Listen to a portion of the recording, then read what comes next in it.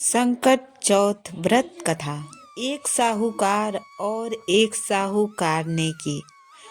एक साहूकार और एक साहूकारनी थे।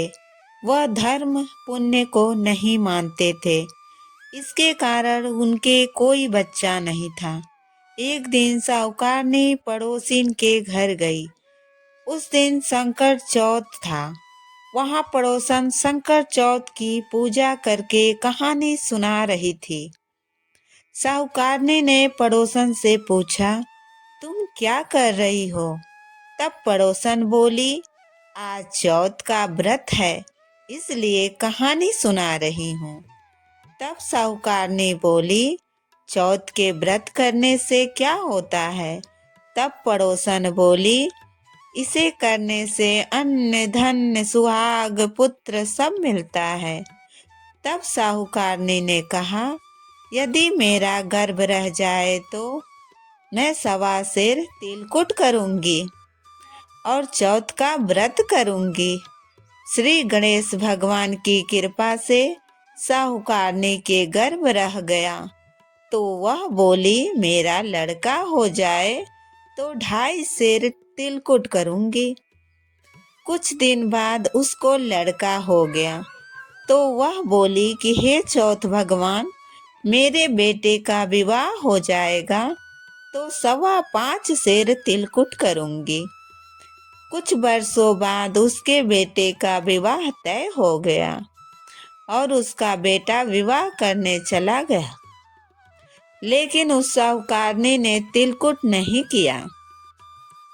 इस कारण से चौथ देव क्रोधित हो गए और उन्होंने उसके बेटे को फेरे से उठाकर पीपल के पेड़ पर बिठा दिया। सभी वर को खोजने लगे पर वो नहीं मिला। हताश होकर सभी लोग अपने अपने घर लौट गए।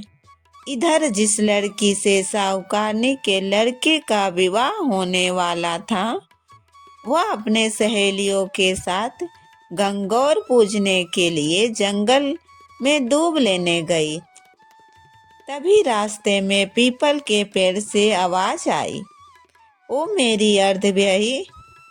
यह बात सुनकर जब लड़की घर आई तो उसके बाद वह धीरे धीरे सूख कर कांटा होने लगी। एक दिन लड़की की माँ ने कहा, मैं तुम्हें अच्छा खिलाती हूँ, अच्छा पहनाती हूँ, फिर भी तू सूखती जा रही है, ऐसा क्यों? तब लड़की अपनी माँ से बोली, वह जब भी जंगल दूब लेने जाती है तो पीपल के पेड़ से एक आदमी बोलता है, ओ मेरी अर्धव्ययी। उसने मेहंदी लगा रखी है और सेहरा भी बांध रखा है। तब उसकी माँ ने पीपल के पेड़ के पास जाकर देखा, यह तो उसका जमाई है। तब उसकी माँ ने जमाई से कहा, यहाँ क्यों बैठे हो? मेरी बेटी तो अर्धव्ययी कर दी और अब क्या लोगे? साहूकारनी का बेटा बोला, मेरी माँ ने चौथ का तिलकुट बोला था, लेकिन वह नहीं किया, इसलिए चौथ माता ने नाराज होकर यहाँ बैठा दिया। यह सुनकर उस लड़की की माँ साहूकारनी के घर गई और उसने पूछा, तुमने संकट चौथ का कुछ बोला था? उसके बाद साहूकारनी बोली, मेरा बेटा घर आ जाए तो 2.5 मन का तिलकुट करूंगी। इसने श्री गणेश भगवान प्रसन्न हो गए और उसके बेटे को फेरों में लाकर बैठा दिया। बेटे का विवाह धूमधाम से हो गया।